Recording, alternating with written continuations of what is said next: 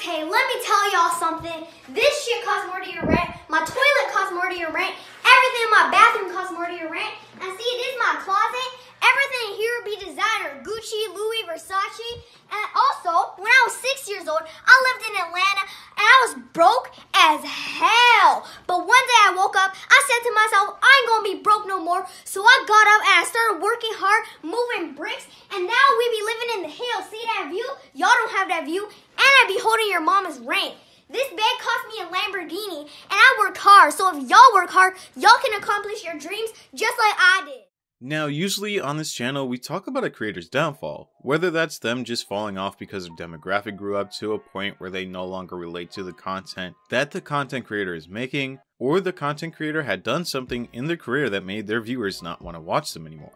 One of the people that I wanted to talk about in the downfall video was Lil Tay, because out of nowhere she disappeared off the internet after just a couple months of being a content creator that bigger YouTubers wanted to collab with. At the time, around 2 months ago, I had the viewers hyped up for this video, but as I was doing the research on Lil Tay, I found out some legal things that her family and her were allegedly going through. So I felt really off making a downfall video on someone that I felt was getting taken advantage of from her older brother with this persona that she was portraying. And also, with no updates to the current situation, I had to take more time to wait for more information to come out with these alleged allegations against Lil Tay's father, Chris Hope, that Lil Tay's brother Jason was making against her father. But with a lack of new information, I thought it was finally time to make a video on Lil Tay.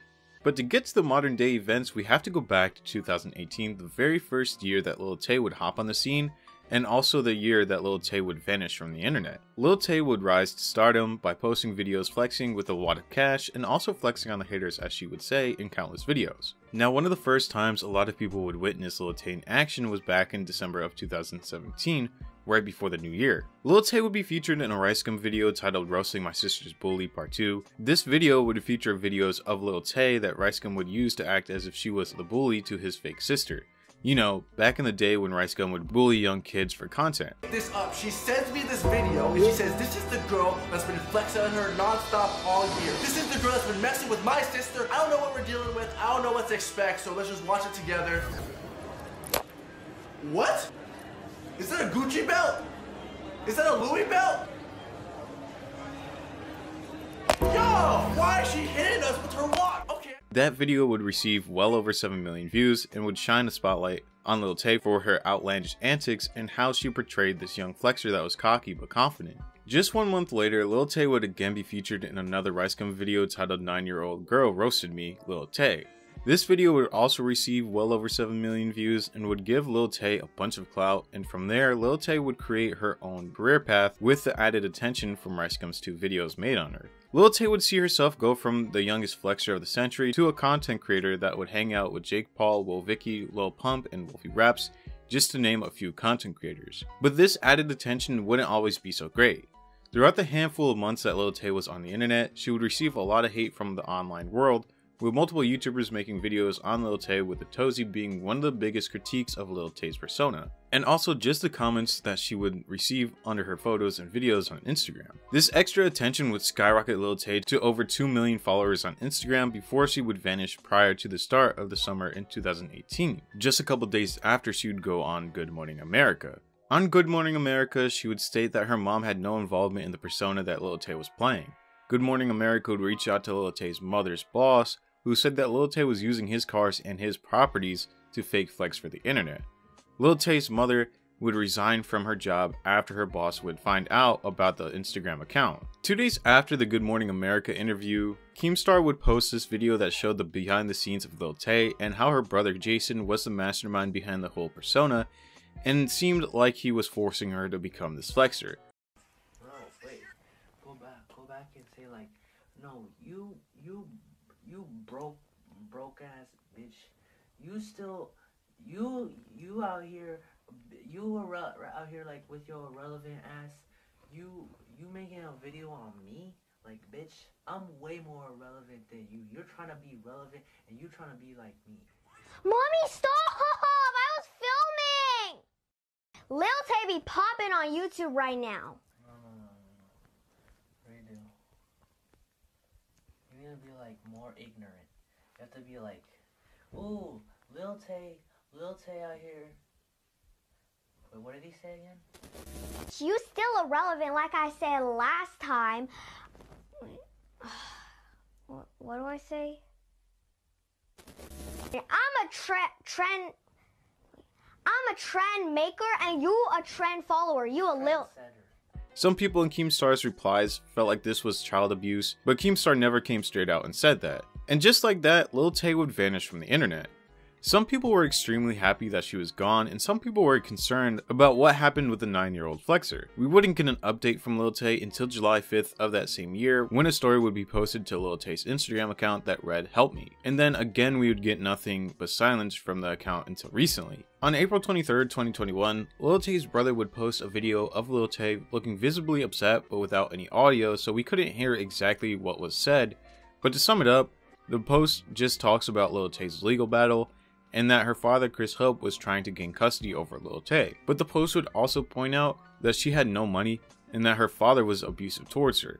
This post would ask people to donate to a GoFundMe account that was made for Lil Tay to help with her legal battle. But when people found out about Jason running the account, they thought it could have been another scam, with Jason once again feeding off of Lil Tay's clout. Jason would go on to upload 4 more posts, pretty much begging for help with this situation, and pointed out how people might think it was a scam because he was the one running the account, but also stated in the same post that he wouldn't be able to take the money out of the GoFundMe account. But since that last post on April 24th, there has not been an update, and in fact the GoFundMe link was taken out of Lil Tay's bio, which I found pretty weird because the GoFundMe page was still active and people are still donating to the page. On the GoFundMe page, Jason states that the trial had begun on the 23rd of April, the same day that he posted the first of many allegations towards Chris Hope on Lil Tay's public Instagram. And the GoFundMe page was last updated on the 29th of April. Now, one of Lil Tay's biggest critiques would actually make a video of the whole situation. Atozy would upload a video on May 10th, 2021 titled "The Lil Tay Scam Has Gone Too Far." In this video, Atozy pointed out a bunch of issues with the post that Jason put up on Lil Tay's account, and also how Lil Tay wouldn't even be able to receive the money that was donated to her because she was not 18 yet. Here is parts of that video. What raised more red flags in this whole situation is the proof that they used that, I guess, Lil Tay's father spent all of her money. That proof was pictures from 2016. Lil Tay wasn't making money in 2016. We know that because all the Lil Tay antics started at the end of 2017. So now, after knowing all this, it's really giving me some serious doubts about this GoFundMe. Especially that, yeah, Jason Tan's name is here, but the beneficiary isn't Claire Hope, which is Lil Tay's real name. It's Lil Tay. But from what we know, Jason owns the Lil Tay account. He essentially owns the Lil Tay brand. A little bit odd is they keep on saying that Lil Tay is out of money and she doesn't have any money to fight in court. But wouldn't it be Lil Tay's mother that would be fighting for custody? It wouldn't be Lil Tay that's fighting for herself. It would be Lil Tay's mother that would be fighting the father for custody. Or am I completely wrong about this? Lil Tay's brother is lying to you. $15,000 was donated to this GoFundMe and it shouldn't have been. Remember when Lil Tay's brother created this GoFundMe, said that Lil Tay's father had spent millions buying himself and his wife a boat and a new mansion using Lil Tay's money? Well, thanks to my homie Ivan Steph, one of those screenshots of Lil Tay's father using her money was actually from 2016, before Lil Tay even became Lil Tay. It's also suspicious that the pictures of them using Lil Tay's money has the dates cut off from them. Also, remember when Lil Tay's brother said they were going to be fighting for custody of Lil Tay in the Supreme Court of Canada? Yeah, well, we looked that up and nothing came up. When you look up Tien, which is Lil Tay's mom's last name, nothing comes up. And her father's last name, Hope, nothing comes up. This Supreme Court case doesn't exist, at least that's what the official website is telling me. This case was supposed to start on April 23rd, right? When I went on the Supreme Court of Canada's page and looked up hearings and cases for this month, the 23rd wasn't even scheduled to have a case. Since my Lil Tay's videos, Lil Tay's brother has posted a few more posts on her account. I just want to let you guys know that this that her brother is talking about is not currently happening to Tay. It happened like 7 years ago and there's a police report file about it. Lil Tay's brother said that her dad doesn't even have custody of her. He's just taking all of her money. That she's been silenced through the legal system from speaking out about the truth. He also posted a few pictures of Tay with her skin looking really red and blotchy, and he said that's when her dad locked her in a dark closet and she got a skin rash. It's just talking about all the bad things her father did to her and how he silenced her, paragraphs long.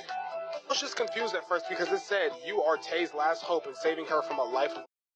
But then they told us that the father doesn't even have custody of her right now. Who is Lil Tay with right now? Why haven't we got like an updated picture? Now, this was a huge bombshell because at this point I was very skeptical of the whole GoFundMe account in the first place, and with the evidence that Atozy provided, it was very clear that something was going on, once again from behind the scenes. Also, before I made my video on Lil Tay, I wanted to be very careful with the statements I made in this video, but after Atozy's video, and after he pointed out that the pictures of Chris Hope and his wife were from 2016, well before Lil Tay took over the internet, it was very clear to me that Jason at least was lying about the recent allegations against Chris Hope, about him taking all of Lil Tay's money that she had earned throughout her career. Now, I can't say that this situation is 100% a scam because we haven't heard the full story, but the evidence stacked up against Jason, and Jason removing the link from Lil Tay's Instagram bio after Atozy's video, one thing is for sure, that Jason is not to be trusted and could have been feeding off of Lil Tay's situation and his parents' custody battle for monetary gain. Also, it's very odd that after April, the Lil Tay account would again go silent, even though people have a right to know what's happening with the case, and because Jason does run the account, he has the ability to update Lil Tay's fans, but hasn't. He has also been silent after his last update on the GoFundMe page. I hope that Lil Tay isn't getting abused, and I do think Jason could be stretching the truth to paint Chris Hope in a bad light to also gain money off the situation. But let me know how you guys feel about this whole situation in the comments below.